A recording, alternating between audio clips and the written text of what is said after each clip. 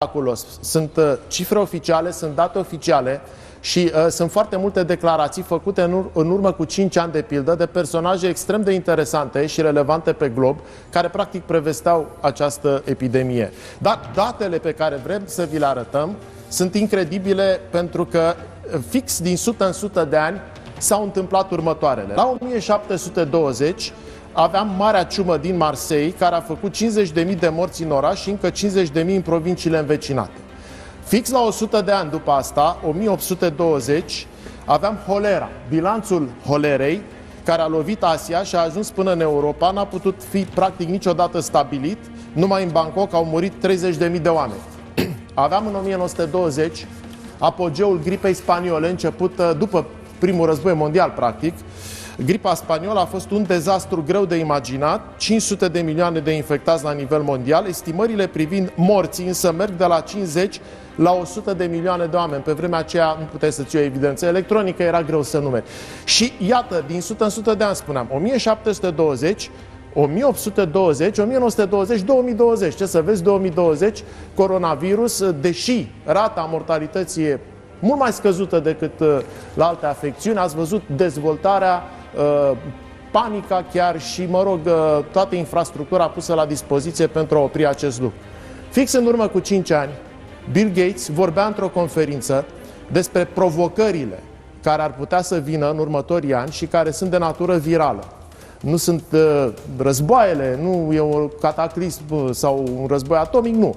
Erau de natură virală. Priviți ce spunea Bill Gates fix în urmă cu 5 ani și întrebați-vă dacă a avut așa un vis premonitoriu sau, mă rog, sau. Haideți să vedem ce spunea Bill Gates.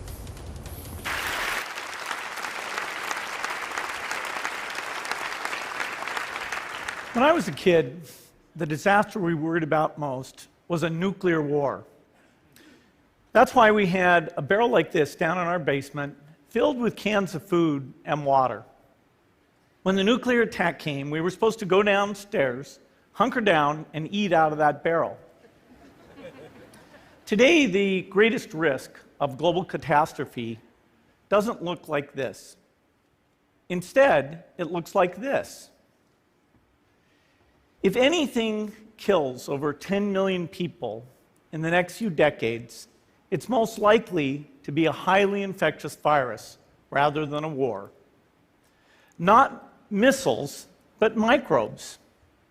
Now, part of the reason for this is that we have invested a huge amount in nuclear deterrence, but we've actually invested very little in a system to stop an epidemic.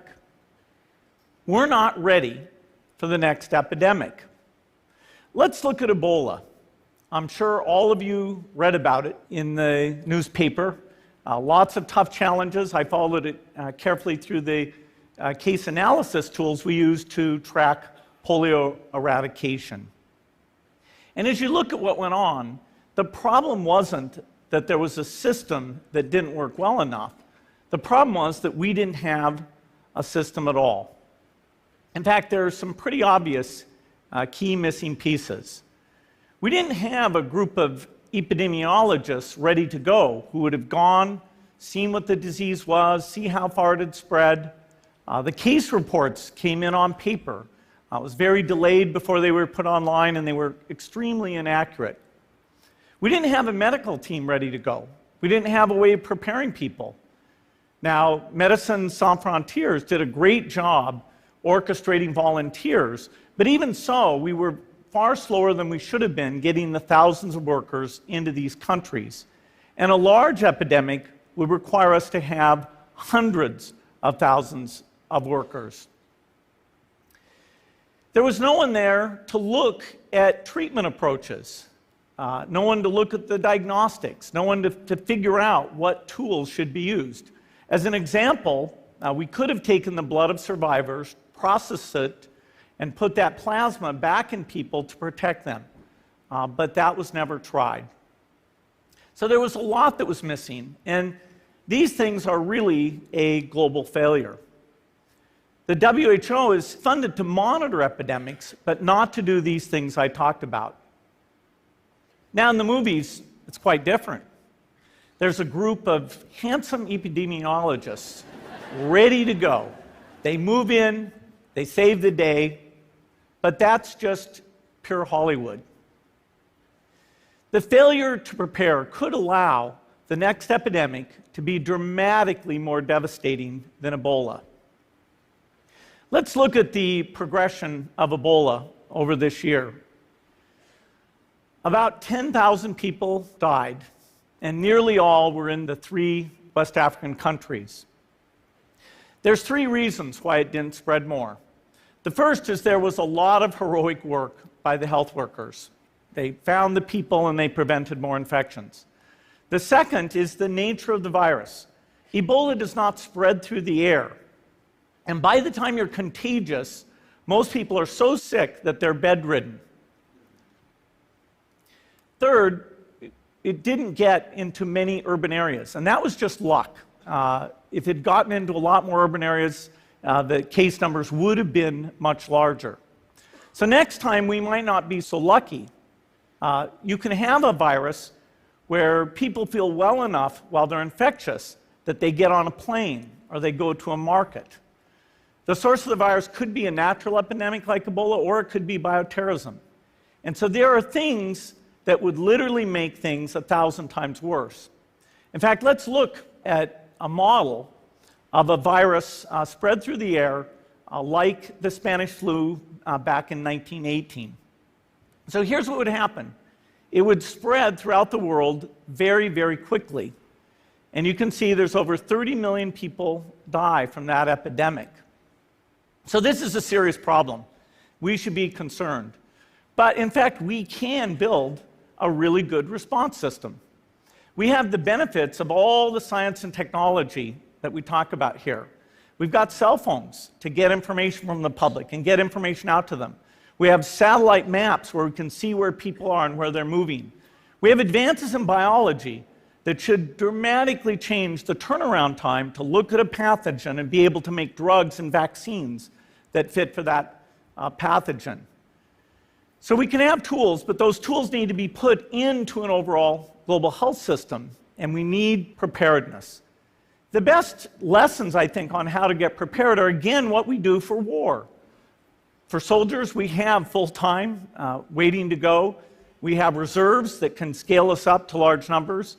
NATO has a mobile unit that can deploy very rapidly. NATO does a lot of war games to check, are people well-trained? Do they understand about fuel and logistics and the same radio frequencies? So they are absolutely ready to go. So those are the kinds of things we need to deal with an epidemic. What are the key pieces? First is we need strong health systems in poor countries. That's where mothers can give birth safely, kids can get all their vaccines, but also where we'll see the outbreak very early on. We need a medical reserve corps, lots of people who've got the training and background who are ready to go with the expertise. And then we need to pair those medical people with the military, taking advantage of the military's ability to move fast, do logistics, and secure areas. We need to do simulations, germ games, not war games, so that we see where the holes are. The last time a germ game was done in the United States was back in 2001, and it didn't go so well. So far, the score is germs 1, people 0. Finally, we need lots of advanced R&D in areas of vaccines and diagnostics. There are some big breakthroughs, like adeno-associated virus, that could work very, very quickly.